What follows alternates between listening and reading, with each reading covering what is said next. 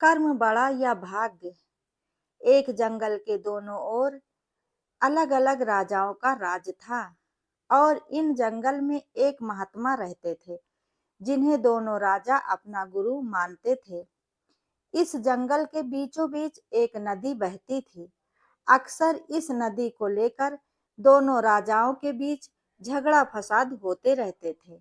एक बार तो बात बिगड़ते बिगड़ते युद्ध तक पहुंच गई। कोई भी राजा सुलह करने को तैयार नहीं था, सो युद्ध तो निश्चय ही था। दोनों राजाओं ने युद्ध से पहले महात्मा का आशीर्वाद लेने की सोची और पहुंच गए जंगल की उस कुटिया में जहां महात्मा रहते थे। पहले एक राजा आया और उसने महात्मा से युद्ध में विजय का आशीर्वाद मांगा।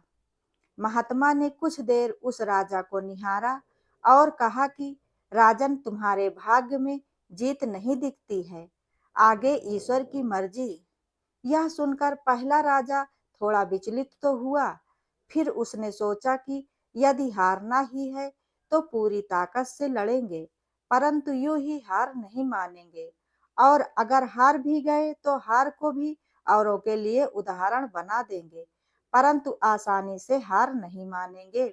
यह निश्चय कर वह वहां से चला गया। दूसरा राजा भी जीत का आशीर्वाद लेने महात्मा के पास आया, उनके पैर छुए और विजय श्री का आशीर्वाद मांगा। महात्मा ने उस राजा को भी कुछ देर निहारा और कहा कि बेटा, भाग्य तो तुम्हारे साथ ही है। यह सुनकर राजा तो खुशी से भर गया और वापस जाकर निश्चिंत होकर जैसे कि उसने युद्ध जीत लिया हो। अंततः युद्ध का दिन भी आया। दोनों की ओर की सेना एक दूसरे के सामने आमने सामने थी और युद्ध का बिगुल बज गया। युद्ध प्रारंभ हो चुका था। एक तरफ की सेना यह सोचकर लड़ रही थी कि चाहे किस्मत में हार हो, पर हम हार नहीं मानेंगे, हम अपना सर्वश्रेष्ठ कोशिश करेंगे, अपना सर्वश्रेष्ठ झोंक देंगे। और वही दूसरी तरफ की सेना एक निश्चित मानसिकता के साथ लड़ रही थी कि जीतना तो हमें ही है, तो घबराना कैसा। लड़ते लड़ते दूसरी सेना के राजा के घोड़े के पैर की नाल भी निकल गया और घोड़ा लड़खड़ाने लगा, पर राजा ने ध्यान ही नहीं दिया, क्योंकि उनके दिमाग में एक ही बात चल रही थी कि जब जीत मेरे भाग्य में ही है, फिर किस बात की चिंता। कुछ ही क्षण बाद उस राजा का घोड़ा लड़खड़ाकर गिर गया, जिससे राजा जमीन पर गिर गया और घायल हो गया और वह दुश्मनों के बीच घिर गया।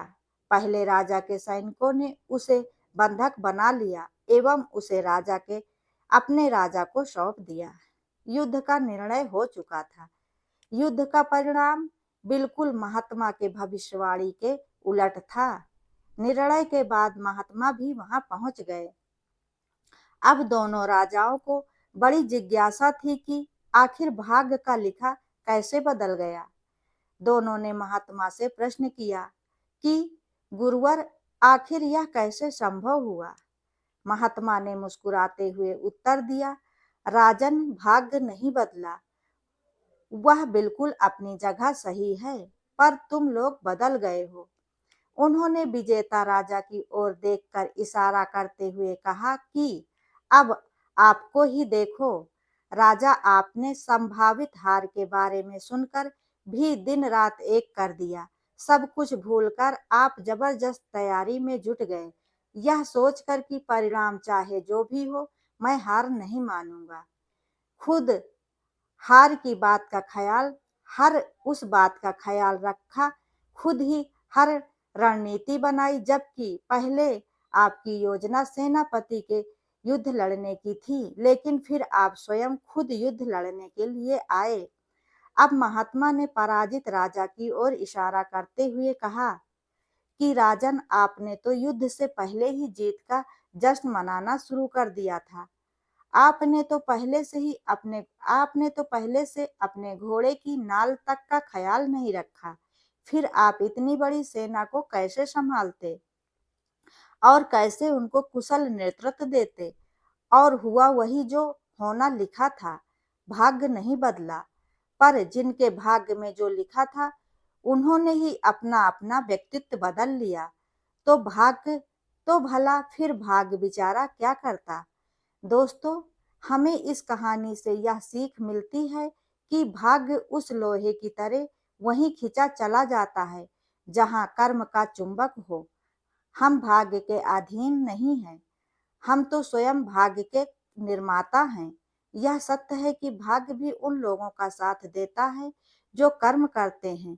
किसी खुरदरे पत्थर को चिकना बनाने के लिए हमें उसे रोज घिसना पड़ेगा। ऐसे ही हमारी जिंदगी में भी होता है। हम जिस भी क्षेत्र में हों, जिस भी स्तर में हों, हम अपना कर्म करते रहें, बिना फल की चिंता करे। हमें अपना सर्वश्रेष्ठ करना चाहिए, तभी भाग्य भी हमारा साथ देगा। अपने कर्म से हम अपने भाग्य को बदल सकते हैं। कर्म में इतनी ताकत है कि इस कर्म में इतनी ताकत है, इसलिए यह बात एकदम पक्की समझ लीजिए कि कर्म ही प्रधान है।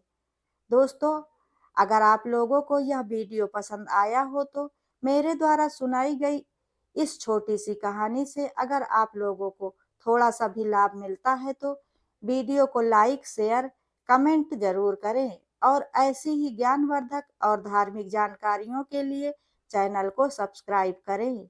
वीडियो अंत तक देखने के लिए धन्यवाद।